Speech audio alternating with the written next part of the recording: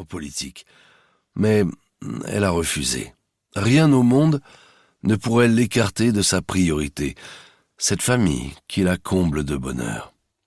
Son mari leur assure un confort matériel appréciable grâce à sa situation de directeur financier dans un important groupe pharmaceutique. Ils ont quitté Paris il y a 3 ans pour un vaste pavillon de Meulière, à Clamart, sur une parcelle de 320 mètres carrés, dont ils sont propriétaires. Elle en a assuré avec goût la décoration et s'occupe du jardin avec passion. Au fond du terrain, elle a même planté des tomates. Elle donne si bien qu'ils ont de quoi tenir tout l'été.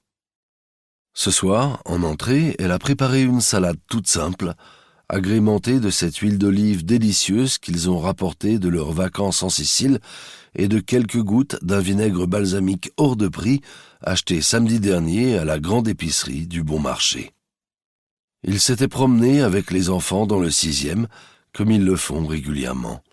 Elle en avait profité pour acheter une robe noire chez Apostrophe, rue Bonaparte, si sexy qu'Édouard lui avait demandé de la porter après l'essayage pour le seul plaisir de la lui retirer avant de faire l'amour une fois rentrés chez eux. Leur suite parentale occupe tout le dernier étage de la maison et offre une vue incomparable sur Paris. Sur la droite, ils aperçoivent la tour Eiffel. Souvent, ils se lèvent dans la nuit pour la deviner, éteinte, imposante statue sombre.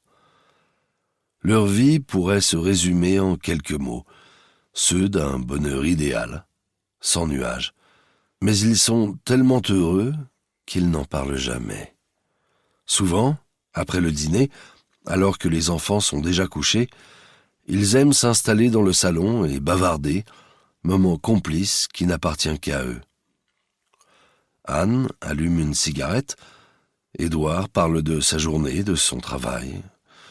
Ils évoquent leurs prochaines vacances. Cette année, ils retourneront en Sicile, où, dit-elle, ils ont su apprivoiser la population, bien qu'au début, ce ne soit pas évident. Elle trouve que les Siciliens sont un peu comme les Corses, difficiles d'accès, mais si généreux ensuite. Ils envisagent même d'acheter quelque chose par là-bas.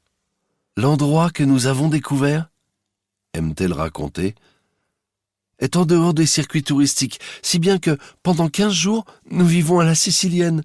C'est un bonheur de ne pas voir de Français. Déjà, ils songent à Noël, et ils sont tentés par les Maldives. Mais, étrangement, ce soir,